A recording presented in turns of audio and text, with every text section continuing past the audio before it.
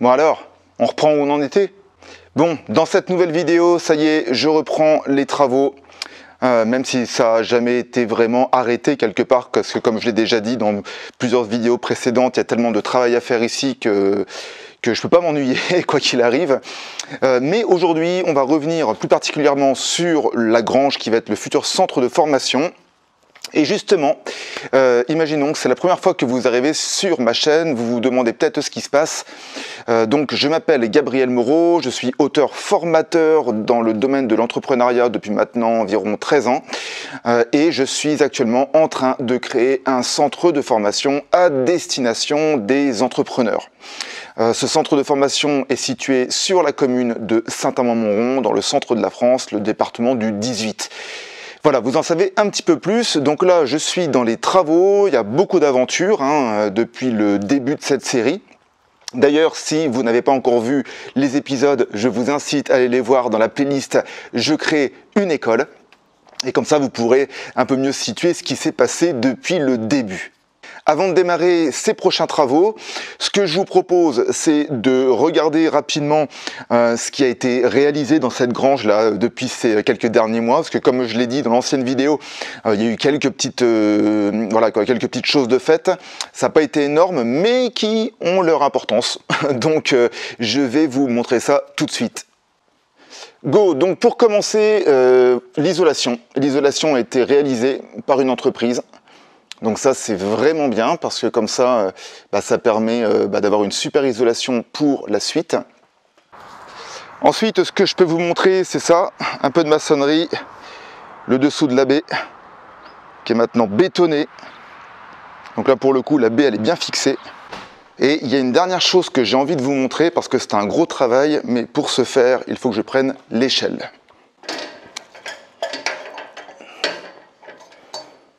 Hop, je vous montre si ça va bien fonctionner.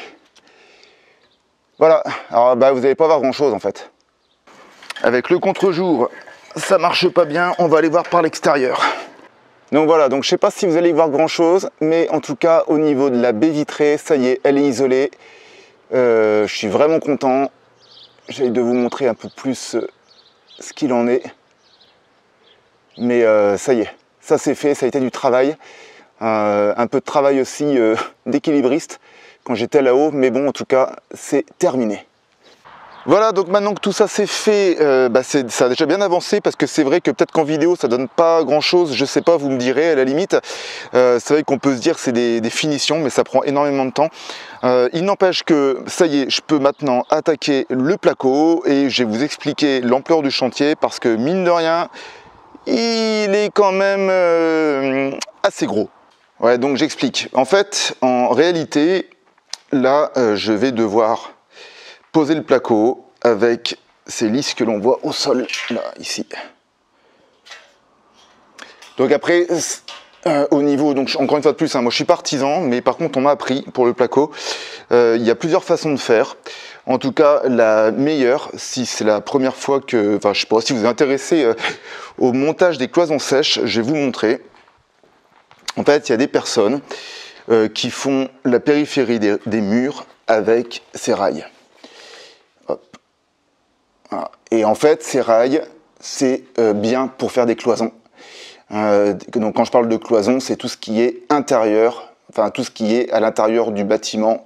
Je m'explique mal, mais en fait, en gros, c'est pour faire vos pièces, pas pour les murs périphériques.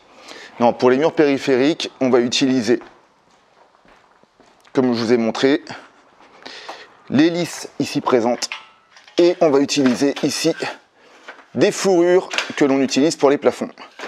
Et ensuite, je vais utiliser des appuis, comme on peut voir là, qui vont se fixer au mur. Mais vous comprendrez mieux une fois que ça va se mettre en place. Néanmoins, je fais quand même face à une contrainte qui n'est pas des moindres, je vous explique.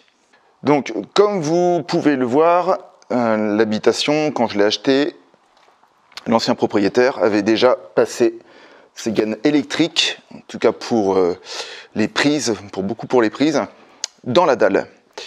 Donc ça c'est une chose. On peut le voir, il y en a d'autres là, par exemple, ici. Et le truc, c'est que ça passe dans la dalle. Même les tuyaux PER qu'on retrouve ici pour l'eau. Et donc en somme, qu'est-ce qui se passe? Eh bien, l'idée c'est que je me suis dit, bah, en général, les rails, on les fixe au sol avec de la cheville à frapper. Là, le truc c'est que si je commence à percer des trous qui font 4-5 cm, sachant qu'il y a des gaines qui passent dans la dalle, ça risque d'être compliqué d'ici la fin du chantier, parce que je risque de toucher des câbles ou de percer des tuyaux. Et donc ce qui voudrait dire qu'il faudrait péter la dalle après et derrière. Donc du coup je me suis pas mal renseigné et c'est vrai qu'une super idée c'était de voir en fait avec un appareil qui permet de détecter les métaux ce qu'il en était. Et coup de bol en fait, mon voisin a un détecteur de métaux. D'ailleurs salut si tu regardes cette vidéo, je te remercie d'être venu. Et c'est vrai qu'il a eu une super réflexion parce qu'il me dit ouais mais Gabriel, ça se trouve la dalle elle est ferraillée. Et c'est vrai que j'y avais même pas pensé. Et donc, qui dit dalle ferraillée dit que le bordel, le détecteur de métaux, il sonne de partout, quoi. Donc, on a pu voir quand même quelques différences à certains endroits, mais je ne ferai pas de certitude. Donc, en conséquence, ce que je vais faire après mûr renseignement, je vais pratiquer le collage avec un mastic colle qui normalement devrait être assez puissant. Hein, j'ai regardé pas mal de tutos sur YouTube et je vais quand même rajouter un petit peu de fixation légère sur 1 cm histoire de rajouter un peu de consistance à l'arraché pour que le placo ne se barre pas dans les années à venir. Introduction terminée, je démarre.